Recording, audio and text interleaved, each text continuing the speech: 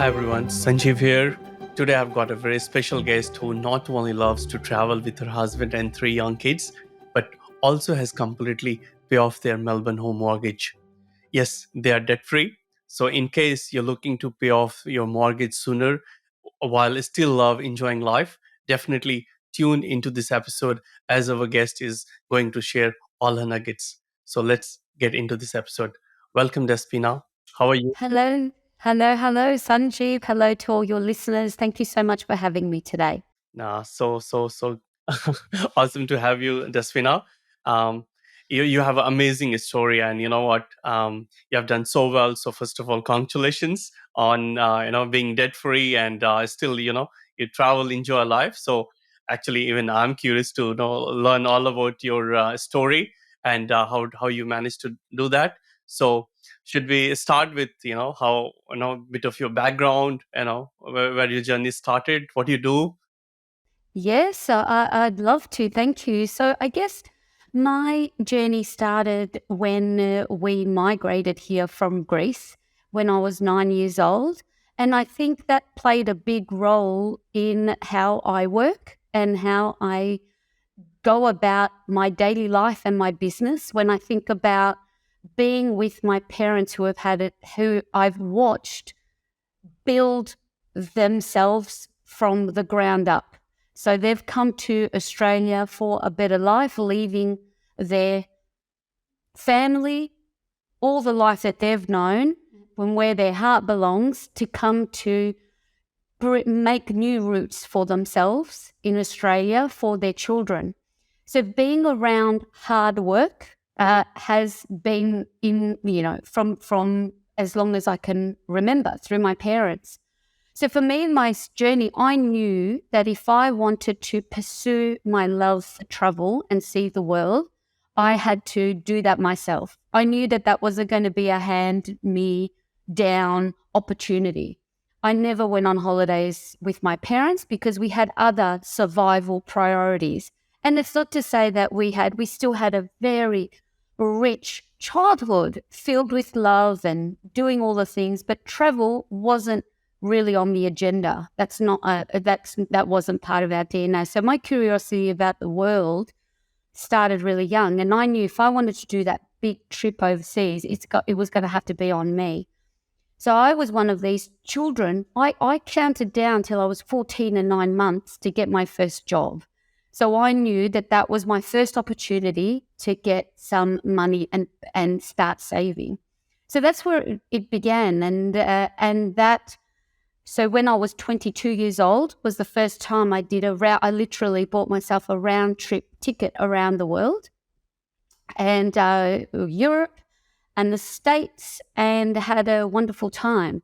Now, how this intercepts into property in the same way, I guess that's a good segue into, I had the same mindset. I met my now husband of almost 20 years next week. We met quite young when we connected. And when we started to see a future together, so say I was 18 years old, and as we got into our relationship and realized that we saw opportunity to have this everlasting life, we saw the property market. So how are we ever going to afford a 3-bedroom house or, a house in the suburbs? So what we did, and I always say we were young and dumb, but we had enough insight to say, well, what can we afford? And we purchased a 1-bedroom apartment in an inner city suburb of Melbourne called Carnegie. And that was our first stepping stone into property. We thought, let's just get a nest egg for now. We weren't married yet, but we went into almost like that was our first partnership, buying a place together, and we put it up for rent. And that was a great stepping stone. So as much as he has always been the numbers man, the finance man, and I've played a different role in our union, in our life partnership, it was a great stepping stone. We got our head around equity, and that was Despina, um, now before we get into your property amazing journey, I've got a lot of questions. Like you just mentioned, like I can now relate to my childhood where my parents were always busy working. travel was never in the cards, right? Like we never had, like, unless going to our village or some local town nearby, like not even traveling in India, even though now we're such a big country. Like we'll never go. It's just a local trips or few things. So and then like I think, yeah, never thought of traveling also, because it was never you have seen in the surrounding of so much. So for now, like for you, like at 22, did you say you bought yourself a world trip ticket? Yep. So where were you that time? In Australia? So at that time, I think I launched myself from finishing uni straight, like literally I finished on the Friday, and my teachers, like someone from an airline, and it was tourism that I decided that was going to be my path, because like, what are you passionate about? And it was travel. And they said, oh, could you recommend a student? We've got an opening for our airline office. And they put my name forward with another student, and I was really fortunate. So I also got into, working full time. So at that point in my life, we were together. So it was really important to us also to to do this independent trip. So it was something that I did. There were parts of it that I was alone. There was parts that I met friends. And then I met Ev, my husband, in New York, and we did that together. So there were just some life goals before we settled down that we wanted to do. And for the same reason, I can relate to that. Even in Greece, travel wasn't a thing. Even there, it was, we lived in a small village, and it wasn't something. I don't think, if you don't see it, you don't be it. I think even we think of our parents now, what holidays did they have, even for them as their childhood? So where I was at, it was, and I think if I really think about that, the whole notion of freedom, that was my first taste of it. It was the first time even for myself. So I started to work and gain money and start my savings journey. But being able to get on a plane on my own was my first sense of freedom, that I want to dedicate whatever I can do to always incorporate moments like this of what I feel now.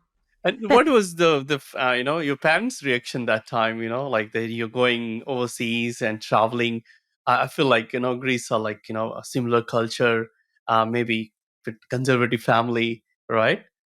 we So are very similar. I went to India on a trade mission, travel trade mission, and it was really it was quite extraordinary how similar myself and all of the Indian agents and wholesalers that I was doing business with. And that, in India, it's very much like this. yes. You're different. You're different, like, because we were together with a lot of, like, I was the only Greek, obviously. There was a lot of, like, all of my Australian colleagues. And so we do have a lot of similar family values and tradition. Now, my parents, it was kind of like I know my mother in particular, it was always like, I will always support you, but it's something that up until a point, like if you want this, you got to make it happen for yourself, girl. It's not something that we can, we just don't have the means to ignite that. And even prior to that, I remember, in the year 10, we went on a camp to Queensland. It was such a big deal. And that was, again, my first experience of doing anything like that, an activity, and just the fun of it, the adventure of it, the experience of it. So now with my family, we really prioritize this. I mean, that's what I do for a living, for one now. Fast forward over that time, travel. Now I help small tourism businesses and small businesses at large with how they can develop their businesses, and more particular with their marketing, their digital and social media marketing. But prior to that, like, that still fuels me. It fuels me to, like, we've always sold memories in my working life, and that's how that's been incorporated. So would you say, like, because of started traveling, and I can feel like you love to experience thing, it's all embedded in your brain nerves, right? So was it that's the reason you got into the travel industry? That's where you pursued in the travel world, or where it actually? Well, it started, I was the go-to girl for advice in school. So in the career and you have to choose your subjects, what do you want to do? Everything was pointing to social work. So I thought, okay, so actually my first study was on a pathway to be a social worker until I did some voluntary work. This is before traveling. I knew I was saving in the background to travel, but I didn't make the connection of travel and a career. I didn't make that connection yet. It was social work. It wasn't until I did some community service. I was like, I'm 18. I have zero life experience. I haven't had to deal. I've been fortunate enough to not have dealt with trauma to even relate to these scenarios of what I'm dealing with. And I couldn't separate myself from taking on these deeply, deeply traumatic experiences that people are going through. I couldn't separate. How will I ever not take this home and think about these people? So I deferred that. I said, I'm not, my feeling of how I'm going to make this work at this point in my life when I just want to experience the world. I want a sense of adventure, and it wasn't aligned to that. And that's where when I recalibrated while I deferred, it's like, what else is there? And it's like, it's a no-brainer. Everything you've been thinking about and studying has been geography and travel. And that's when I then flipped it and went and changed over to tourism. And I've had the most incredible career to date. I feel like I haven't even started yet, but I led a lot of small business operations, but more, if you ever visit Melbourne, Sanjeev, and for anyone that's listening from Melbourne, the hot air balloons that you see that grace the city skyline, I spent almost 2 decades involved in building that business as an international product. So then not only my love for travel as leisure, as a young person, as with Evan and my husband, and now with my family, it's very much embedded in my work life now. I traveled the world selling Victoria, selling Australia. That's where my wonderful journey to India. We went to 3 states traveling as Team Victoria as part of a trade mission to solidify our travel relationship. And it was wonderful. And now it's serendipitous that even in our next journey with you and the property that we've just closed on, that's the next. I've intercepted that. I have a work conference in Perth. I'm bringing Evan along as to celebrate our 20-year anniversary. And it so happens now we also have an investment property there. So Awesome. what is No, that? you're truly a true example of someone who loves the what they want to do, and you're enjoying experiencing it, and that's why, like, it's just for you, work is fun, and as you said, you, it feels like you just started, even though you've been doing for more than 2 decades. And that's the thing, so now, so inspiring, Despina. Now, let's get into the property side. So at what age did you say, like, you bought your first property? I think you bought at, like, in your 20s, the So first property. 20s, yeah. So 22, we bought our first property, this apartment in Carnegie, and that was the stepping stone to be able to purchase our home. So we bought that again. That was, I think we were 24 at the time where we bought that property. Now I had similar to like travel. No one was speaking to us, or it was never an exposure of like, let's get down to business and pay this baby off to have. It's just not a conversation we're having. I never heard it. I never heard adults, even as an adult at the time. From then, fast forward to a few years ago when we had to switch into our own gear. We bought our home But it's like, it's a 30-year loan, and I'm not inspired by, it's like, okay, it's just something we have to deal with in our lives, this mortgage that we have. Now, after that, we did purchase, when we had our second child, it's just become one of our things, like that's one of our goals, that if we can be the oak tree for them that plant seeds but will never enjoy the shade, we'll do it for the next generation. That's also something in our planning with property and investment that we want to pursue. And that's where it started. And then from that, when we had our second daughter, because it's kind of like, oh, we've got two now, like we've got one for one, then let's start looking for our second, what will be her next egg in future. And that's where the property that we bought, beachside Melbourne at the time. And it wasn't until probably in the last decade that we had to, for myself, my poor husband, he's always just, financial stress is not fun. And it just wasn't, I could see that it was putting stress on him, and I just never engaged in it. It was just, I do my thing, we allocate our finances as they are, but this is just something that is always like, it's just there. But it wasn't until I really flicked the switch, and I remember I bought him for Christmas that Barefoot Investor book. And then it was like, I was like, what have I done? Because he completely changed everything about how we're saving and doing all that. And I was almost like, that's the worst present I could have bought him, because now he's really like cracking the whip. But it wasn't until I needed to jump on board with this to understand our personal finances and where we're at. And it wasn't until I read the book myself, I thought, I haven't been plugged in.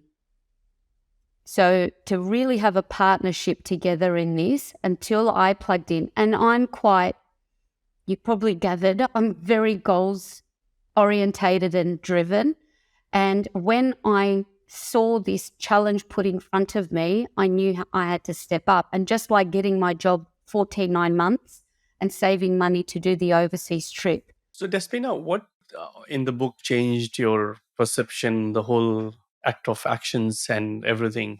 What was one or two things? Do you want to highlight that? The nugget that hit me on the head like a ton of bricks was pay off your house. You want financial freedom, pay off your principal home, and it will open up the doors. If you want financial freedom, and that was like, I almost feel like everything else after that was hazy. It's like, how have I never even considered this as a possibility, that you could put more on your mortgage? You can make a plan for this. We were just on a wheel, just putting the bare minimum of what you could put. And it was saying, oh, hello, like, welcome to this discussion. And that was the big one of like saving. And another one was just getting rid of our credit card.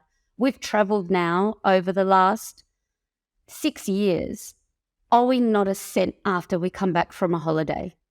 Everything we do, we save for. We put it as a goal. We save for it intentionally for the thing that we want to experience. And that was the biggest shift. And did the book talk about like what strategy you can employ? One is saving money, getting rid of your credit card, as you said. Anything else which opened your mind, or different ways of doing it? What opened my mind was to create buckets of how you separate your income.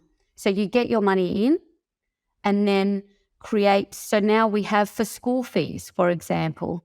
So for school fees, every week or fortnight, however, we distribute our income to buckets that keep saving for that particular thing. So if it's for bills, if it's for repayments, it's for school, and most important, holidays. So this comes into, so we've got four key buckets of how we distribute that. So then when it comes time to when it comes time to the kids' school fees, it's already been saved Yeah, for. and it's very clear, like as you said, the bucket concept and you're goal driven, all those things. So you're writing them down. You're clear with the numbers. You have already dividing and ruling it, right? Like, hey, for the Yes. schools, because these are real numbers. You want to go for a holiday. Okay, where you want to go? How much it's gonna cost? And then you're literally planning for it. And more, the most important is it's written down. You're talking within the family, so everyone is on the same page. Sanjeev, I'm glad you've mentioned that because it's something we've been so open with the kids. They knew, like we explained to them, this is where we're at, about the mortgage. And every time we would hit a milestone of the mortgage going down, we would share it with the kids and we would do something special to celebrate. And then at the time, I think my son was 7 years old, and he said, Mum, when we pay off the loan, like this is something that we can do. So he was even thinking, like, if we want to achieve that, that's something that comes as a reward after we do, because we're in a world of immediacy and no delayed gratification at all, because it's easy to get stuff or do stuff. And that's been a key thing that wasn't intentional, but we have been very open with the family about that. Yeah, no, it's so good. I think Despina. I think, and also this shows that, like, see, you said your son was 7 years, but he's involved. So you're not only doing it, you're passing that knowledge to the next generation as well, so that they can take it forward to their kids in their life, right? And it's the best way to teach. I know I've got my daughter who is 7, and actually I involved her in my business discussion also, because my wife works with me in the business, and we talk about, hey, this is a quarterly goal, half yearly goal, and I just invite her, even though, and then she'll say, Daddy, can we do this? Why can't we do that? Or something, it's more the participation, and that way she's learning. I know, I mean, a lot of things will not make sense to her for now, but we just participate, and then she goes, okay, my good daddy, my goal is this, can I also write it down? And she will go and write her goals there.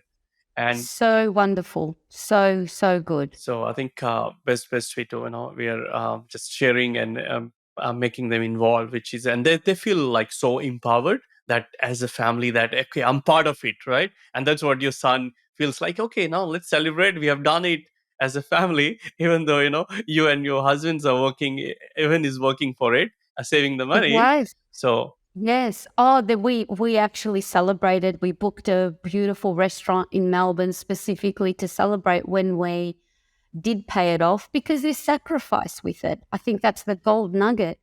And they understood wholeheartedly that, okay, no, we're not going to do this. And remember why? Remember that this goal that we've got over here, and then be like, oh, yeah, like it was a positive no. Because it's like, remember, we've got to stick to that. We can't say we're all in, all hands in the middle, and then keep changing. So it's been really, really good. And I encourage everyone to do the same. Because again, even that's not something that was never a conversation I was having around the kitchen table with my parents, no, so true. like we do. And I think that's changed in general, that we're a lot more open. And it has to happen, right? I mean, still, it's not happening everywhere. I mean, it doesn't matter, it's our era or last Yeah, generation, wow. but definitely it's something has to happen in all family, all kids, and we Yes, all should do that. So now, thanks for sharing that, Espina.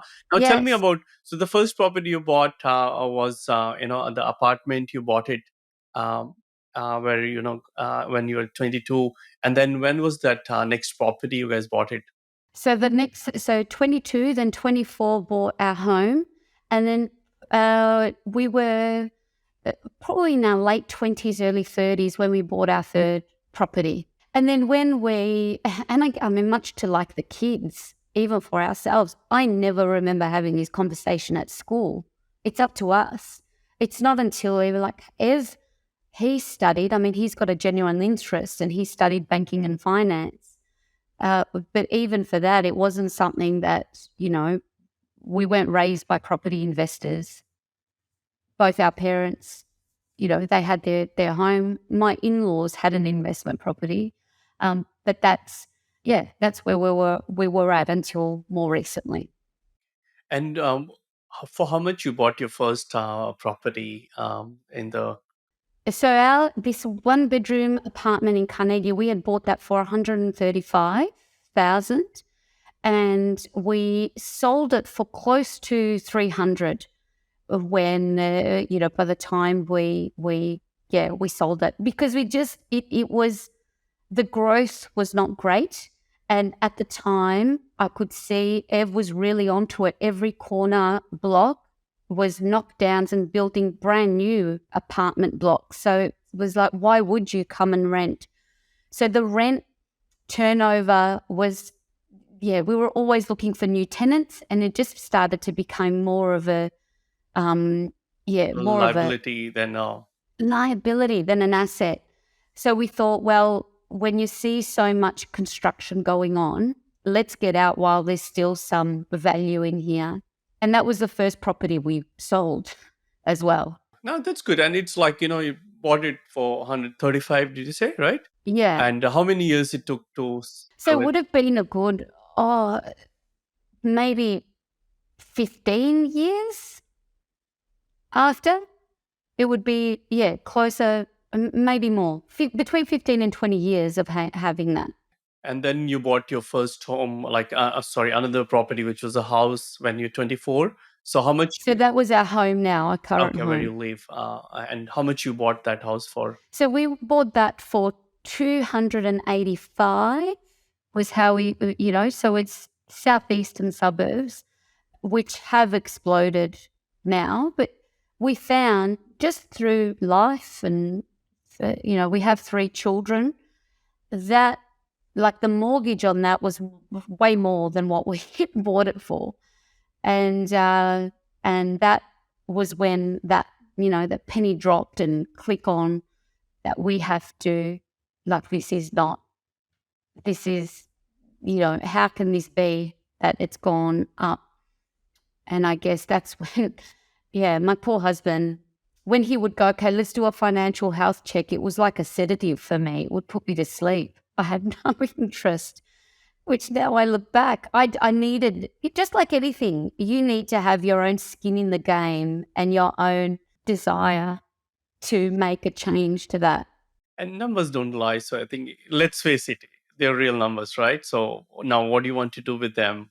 So yeah, I think it's sometimes can be tricky, but and that's where, like, we complement each other, right? Like, while you're working hard in your industry, raising the kids, raising the family, even your husband is like, hey, come on, let's look at the numbers, because we as a family set this goal to make it happen, paid off. Yes. So let's face it. And it wasn't until the clarity came that I better jump on this train, that he really had a partner. Before we complement each other. I'm dealing with young kids and all of that. It's just, you're on groundhog. And I feel in the last decade, it felt more like even these discussions with the kids, it's something that is really positive, and it's been a big goal, a big collective goal.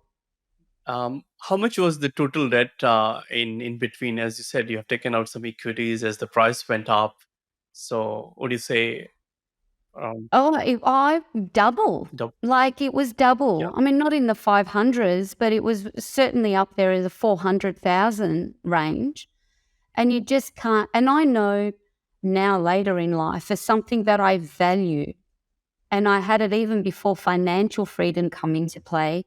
I value freedom. I value choice. I value being, controlling the controllables. I just never, it just took me a while to make that connection. I knew when I was independent on my own, 14 and 9 months, I knew I had a goal, I'll save for it. But when borrowing came into play, I just lost, like, it just felt grueling, like this is just something we have to live with. And like I said, but it wasn't until, like, okay, this is doable. This is how much we make. This is what we're going to sacrifice to get there. And then once that flicked into gear, it was I feel like it happened quite quickly because we were both on board. We were both, and working our behinds off. It was kind of like, well, I'm earning this much money at the moment, and knowing, okay, your hustle or your ability to say, well, what else can I do to accelerate this? I think once you knew that we have to do this, make it pay off, the decision is made, then automatically, what do you say, action started to coming, everything started happening. And In a whole different way, in a whole that it centered our work. It was almost like it was so consuming with every decision we made that once it was paid off, it kind of was missing from, I felt like, what now? It's like when you run, like I love running. I ran my first marathon, and once it's done, you're like, oh, what like next? it was the build up sometimes and the training, just like paying it off, is the fun part because you're striving for something. When it's done, you've got to go, okay, what's next now? There's something missing in my life because it was so focused. It was a real focused effort. I agree. I mean, yeah, the journey is interesting, and it's the fun, not the destination, right? Yes, So, yes, it's the same here. It's the same. so, Like a holiday, sometimes it's more exciting looking forward to something. so how many years actually it took for you once you made the decision to pay off this house? I think it was like within 5 years. 5 years. Okay. Yeah. And how much amount of money literally you paid them off in 5 years? I feel like it was that much. Like it was a good 400K. It wasn't, I feel like we were starting because we've gone through cycles and you read different things and you get advised to pay interest only. Put everything on your credit card and swipe it at the end of the month. We've tried everything. We've gone on this path. We want to get ahead or we listen to different things, but this was the game changer. Like old school, like our parents lived, no credit card, and work your butt off until you pay off your mortgage. It's actually that came from them. And that was the best thing. They used to no credit card, no fancy things, right? Just simple life, and they were happy. Then the That's right. You want something, you have money in your pocket to do it. That's they still don't, and we don't. I mean, I have a credit card for business expenses, and now frequent flyer points like Evans Perth ticket was on our because I fly a lot, but it's all not yeah. But straight away the cash goes back in. no, I know. See, that's like it looks like hey, in 5 years we did it, but I know personally you and Evan like work like crazy, work hard. It's a good family life, traveling, paying off mortgage was your top priority, and you did it. Now, how you feel like now? I think your Melbourne property is $1 million mark, I believe. Around Yeah, there, around there. yeah. Yeah. So now, how you feel like? I don't know. It's all done and dusted. Oh, I felt like we were going to do this and then we'll sell it and we'll make money and then we'll get a bigger house. And it's been really interesting over the last couple of years since we've paid it off. We've done this full circle where we thought we would upgrade and go through that cycle. But because we know how hard it was, I'm talking now and you say, oh, that it's easy for her to say, but it's not. I'm just in the same boat as everyone else. I had to make a choice. How much work do I take on and how much extra work I take on? So last night and now, what is really empowering? That if I have an opportunity, I've worked a 10-hour day and then I have a client say, can you deliver a training at night? I'm not doing that because I have to. I'm doing it because I want to. There was a period, though, where I would put my hat in the ring to do extra work. But thankfully, that's something, if we had to go and drive an Uber on a weekend or we were prepared to do anything to get to do this. So that's now how I feel. We come around full circle. We went out onto the property market. We saw what was out there. Now, other $1 million homes were in worse condition than ours, needed renovating, and we had to stop and think we will be putting ourselves right back to where we started. Whatever we do, we're going to be back to having a $500,000 plus mortgage. Having gone just through that, we had to just pause, reflect, and tap out of that. And now it feels really good that we made the decision to renovate our house and we've got the cash to do it. And we're still ahead. So even that, I thought that was the dream. We're going to do this. But when we got into the market for our own home anyway, we thought, we value lifestyle. We want to continue to have a beautiful family holiday, experience somewhere new every year. And for us to be able to do that, we're literally going to sit on our little nest egg and continue that without putting ourselves back to square one. Now, Despina, I think now a lot of people want to pay off their mortgages, and now it's a dream for most of the people, right? Like get debt free, enjoy life, have freedom. Like you have already achieved that. You work hard for it. Now, what are your top tips for people to give to them, either to do or don't do it? You know, someone who's looking to do the same. It's really put yourself a timely, I think we're all exposed to like SMART goals, specific, measurable, attainable. You can't say sometimes like, I want to pay it off in 1 year. That's not attainable. That's not realistic. So set yourself some goals. So where are we at now? Where do we need to be? Where are we at now? How much are we earning, or how much am I earning? What needs to be paid off? What is the, and also to that, what's the sacrifice? It might mean that if we want to, no Uber Eats, no, if we want to do something fun, it's going to be within a contained budget. So that would be a big tip. Get rid of the credit card. If you've got credit card debt, deal with that first and get rid of the thing.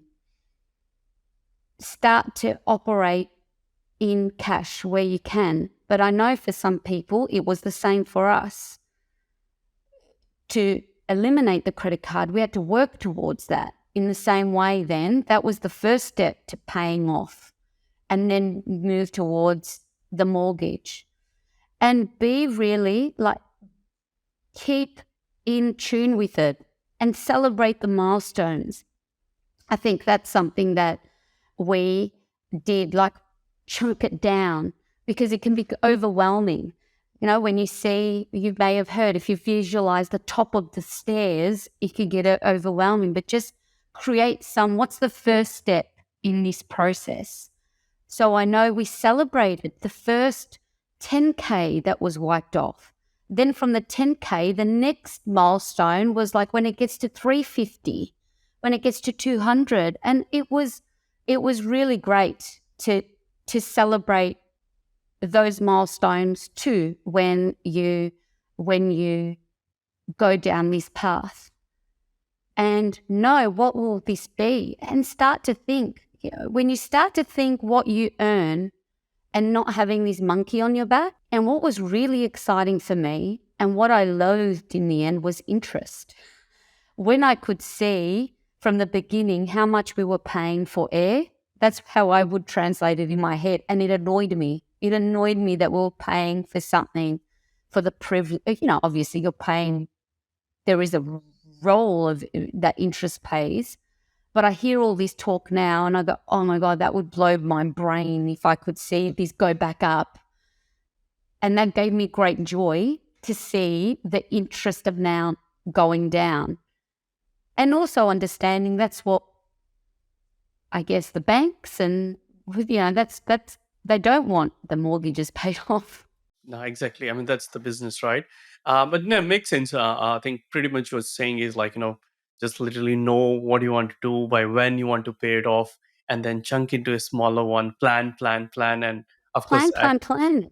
and And know in businesses, when I speak to businesses a lot, it's we know what we do, we know how we do it, but it's the why part. why do you do what you do? You know, for you, it's very clear, Sanjeev, in meeting you of why you do what you do. I think this is very important as well. Connect to why you want to do this. For me, it's literally this. It was baggage. Like this mortgage created heaviness, and I wanted it out of our lives. I had a big why, and suddenly talking finances didn't put me to sleep anymore. I connected to why I want to do this. And it's been incredible. I never take that for granted. That sacrifice for that period was, I knew that the end game was worth it.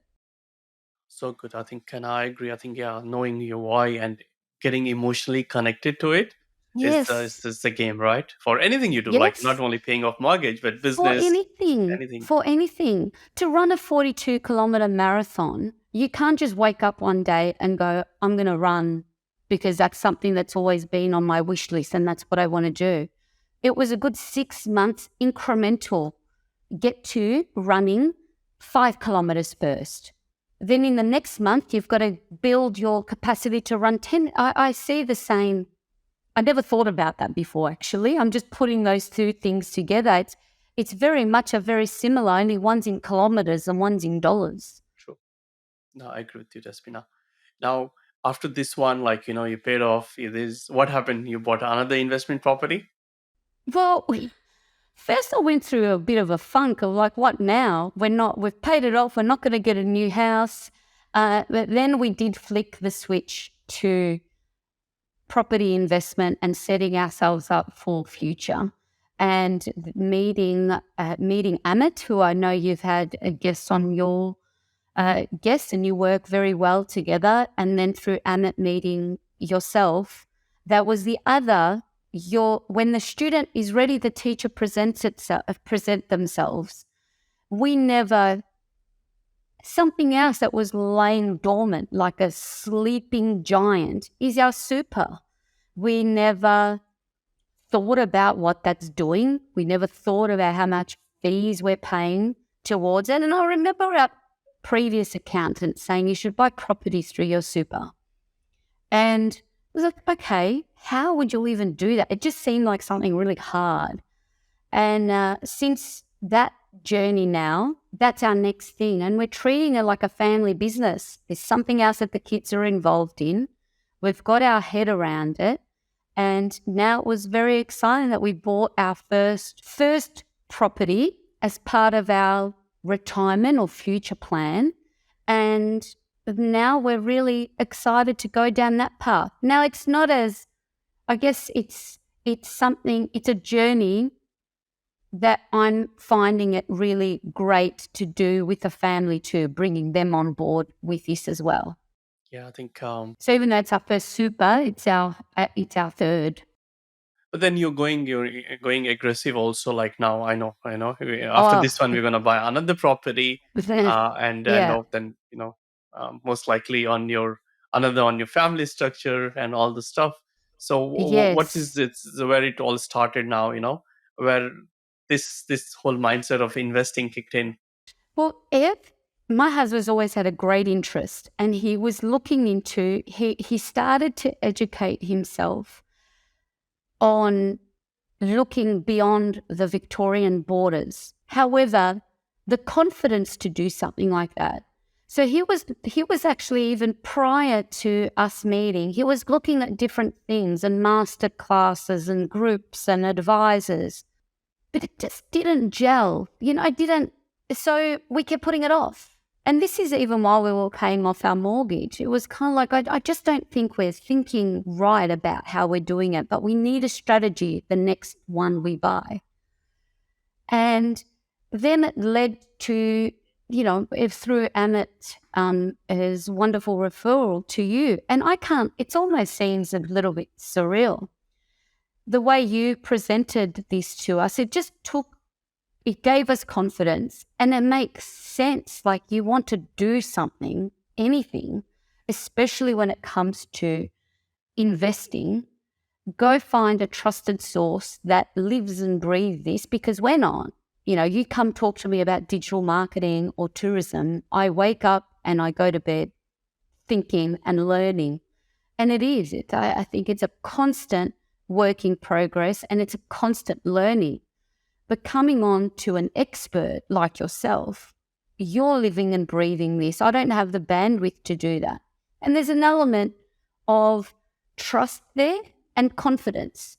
It gives you confidence that, okay, I've done my due diligence to find who I'm going to partner with to go down this journey, but it also gives us confidence that you do your due diligence. Like the way that you've gone down that path, I just, like, we have to sit back when we signed the contract and go, wow, I don't think we would ever, like, we would have had analysis paralysis for another 6 years if we didn't go down that path.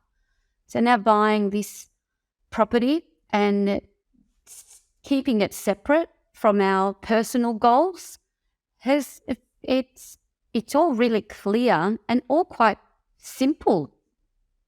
That's what surprised me, the simplicity and the speed of it once you say yes. And it's and you guys are like unique and so different than any other people. I mean, we all are, but what the difference I see is, like, say, right now rate of interest are so high. There's a lot of fear, in the marketplace, with people in the media, and now you started journey. So now, and you're doing with all positivity, happiness. It's part of your goal, planning and learning, as you say, being the student of life all the time. Now, what couple of things you have to say to people who are, fearful or looking to invest, but something is holding them, or what do you have to say to them? I love this saying, like the best time to plant an oak tree is now, because it's something every day, every week that passes that we're not taking action is just a week and months and years sometimes that you're not going to benefit from that. So my advice is, if this is something that, whether it's investing or anything you want to achieve in your career, in your personal life, the quicker you come to taking a thought, a wish, and applying action, the better off you're going to be with anything. So that's where this, outside and potentially outside of the interest, eyes wide open, you don't go put yourself in a position where it's going to create hardship for you. And there's different levels of hardships or sacrifice. But for us, it's always been in our plans. We just didn't have a clear roadmap. So once you do your due diligence, get the right advice, and once you have that roadmap ahead of you, then it's all, for me, a no-brainer. It's with clarity, it's with intelligence, data intelligence, financial intelligence, emotional intelligence. They all play a part in making key decisions. But don't go into it doubting. I think if we had gone into this without the support of an expert in investing like you, Sanjeev, and Amit to that extent, I think we still would have been like thinking about it. But we've just done this with confidence because we've aligned ourselves with someone with similar values. It gave us confidence that it's something that you're personally invested in. It's a bit like myself. I teach, but it's like, I'm not going to tell you to go do a reel on Instagram if I'm not there doing it myself. And I think that also gives you a lot of credibility, and it gives me as a client and as someone that is pursuing this in life confidence and sleep. I sleep not thinking whether I've made the right decision or not. No, I agree with you, Despina. Yeah, the clarity is the absolute thing I think people need in life. What you want to do it. There is no right or wrong answer. You just be clear, surround with the like-minded people with the best advice. Use your Yes. emotions. I love that. I mean, we are human beings. Use that emotion Yes. to all your intelligence. and yeah, just execute it, right? So Execute it, because otherwise it's just fluff. Like, just get to it. And even if the decision is, and this is something like with our Carnegie property, for example, it did our heads in. We kept talking about it, but we would do nothing. And then it would say, a decision is sometimes even, I'm going to relook at this in the new financial year. Or I'm going to make like sometimes the decisions even like make a time of when you're going to do this to accelerate yourself rather than staying in limbo and doing nothing. But the execution and taking action towards the thing that it is that you want to achieve is the first step. Like for us, it was no more discussion of investments until we've dealt with this mortgage. It was a very intentional for that 5-year period of where we made that call. It was, we're not even going to look at real estate until this is done. and it's so good, right? Like Despina, because a lot of people say, "Hey, I don't know what I want to achieve in next 1 or 2 years," and here you're talking about 5 to 7 year period, right? So Yeah. this is a big thing. Like, so someone who's listening or watching, I would say again, you have to plan it like next 5 years. And did Despina knew what's going to happen in 5 years? Not. Nobody knows that, but you plan for it, and things will unfold, and you try your absolute best to achieve what you're Yes. planning for or trying Yes. for. So I think now that's important, planning. Now, Despina, I know I'm very conscious of your time. So last two questions I have. I know you and your family love traveling. You know, what are some of the countries or places you have visited which you would recommend now to go to, or share about them? Oh, look, last year we had a trip of a lifetime. We had a wedding, my first cousin's wedding in Greece, and we took the kids out. We stopped our lives for 5.5 weeks and we went to Greece and Paris and London and Dubai. And we talk about it every day. It was just the most extraordinary experience. It was a dream. And again, coming back and not having, we're still in a good position and not having anything to pay off. That was a goal. We saved for it and we enjoyed it.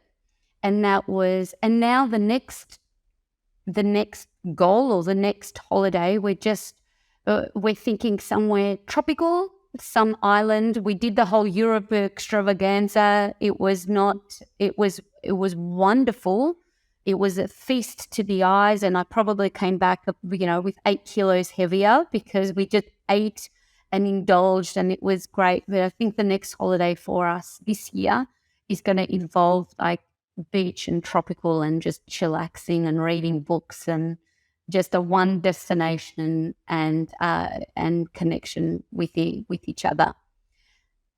And I should say, to the point also, the whole buy property through super, like that's something I'd never been exposed to. I think even if it was 5 years ago and I'm still paying off the mortgage, we only put a pause on that to buy, like we still want to buy more property for ourselves outside of that. I think that's also just I feel like it's like the world's best kept secret that you can even do that. And it's up to us to have a talk about this and empower ourselves to put us, and this, I use this analogy all the time. I feel like we've come from just sitting on the back of the bus, just cruising along without knowing where you're going, to like, this journey feels like I'm now driving my own bus and have a bit more empowerment. I just wanted to say that as well, because that's a big one for people to consider. No, I agree with you. I mean, now, first of all, thanks for, I think, for any of my travel. Actually, I'm going to call you before deciding on my location or anything. So thanks for that. But yeah, no, I agree with you. Like, even the clients I work with, when they come to us, I would say 90% of the people, even they have got one property or they're starting fresh, nobody has heard about self-managed super fund. So when we talk about, and of course we educate them and say, talk to accountant and financial planner if you have one. but that's the norm, right? And then they want to know more about it, and then it's common that after they bought, when they have enough, then we go and buy the property in self-manageable fund. And you are one of the example, right? So Yes. now Yes. that's So you can do it in tandem, I guess, is something that to have a look into. yeah. See, I say, like, the clients, like, say, if you have 100,000 savings in your bank account, and you would prefer to invest that money in a property, because property is the thing you want to invest in, then if you have money in your super, why you not invest? It's not someone Yeah. neighbor money or someone else money, it's your money. And if you Yes. feel like buying a property is the best investment for you, then do that. Unless you think something, Yes. you're passionate about shares or crypto, then of course do that. But if you're a Yes. property person like you and me, then Yeah. definitely, what we're waiting for. So Yeah. it's your Yeah. money. I mean, so once you have enough money. So thanks for that. And now, this is my last question. Any final Yes. words for the investors who are looking to, invest in the current market? I look, find yourself a good human that can guide you. It's something we can only learn and take on so much in our day to day. I couldn't recommend finding yourself. I mean, Sanjeev is a great example of someone that really is deeply passionate and has a great purpose about what he does, and that's something that really, it resonated and aligned with myself and my husband.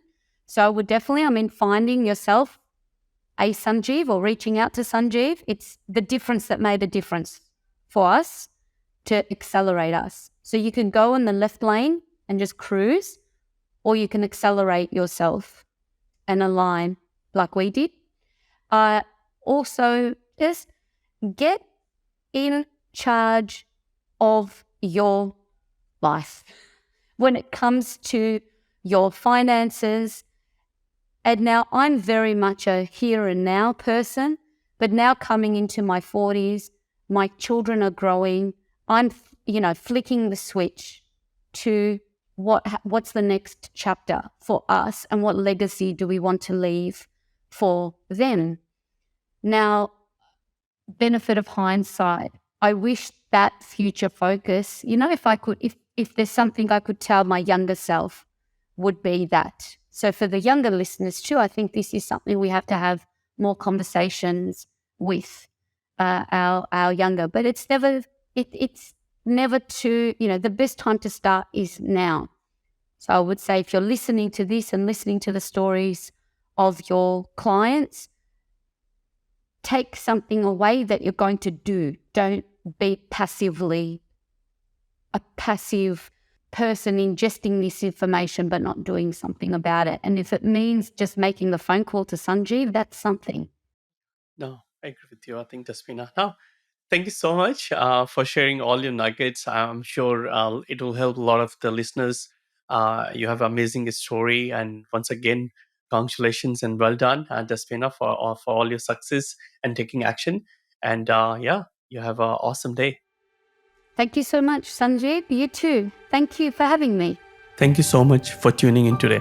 Hope you enjoyed and learned something new from this episode. Please don't forget to review our podcast and tune in every Tuesday 8 a.m. Sydney time to listen to all our inspirational guests and learn from their property journey. In case you're looking for help with your property investment journey or building a property portfolio, please visit our website www.investorsdream.com.au to learn more about us and our services. And feel free to book a call from our website for a friendly chat. Have an awesome life and happy property investing.